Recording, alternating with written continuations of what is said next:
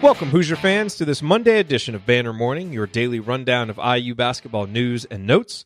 I'm Jared Morris, host of the Assembly Call, and we're now 4 days away from Indiana's next Big Ten road game. In team news, Indiana fell yesterday on the road to the number 2 ranked Michigan Wolverines. The score was 74-63.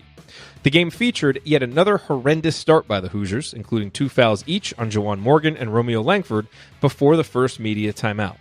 And whereas lesser IU opponents this season haven't proven up to the task of fully capitalizing on Indiana's habitual start-of-game malaise, the Wolverines were primed and ready to take full advantage and bury the Hoosiers within the game's first 10 minutes. Michigan led 30-13 at the second media timeout of the first half. It felt like the Duke game all over again. But from that point on, over the game's final 30 minutes, Indiana actually outscored Michigan 50-44. And therein lies the reason why it's perfectly okay to have conflicting feelings about this IU loss. On the one hand, the predictable poor starts are infuriating and bewildering. It was only a matter of time before one of these bad beginnings proved too much to overcome, and that time was Sunday. But on the other hand, even with Indiana's severely depleted roster, the Hoosiers were able to play toe-to-toe with the highly regarded Wolverines in their building for the majority of the game.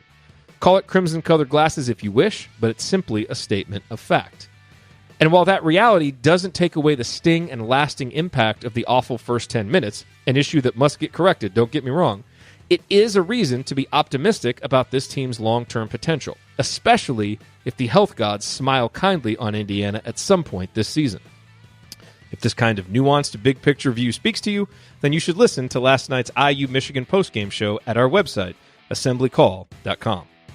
In rankings news, we'll find out today if Sunday's loss was enough to drop Indiana out of the AP and coaches polls.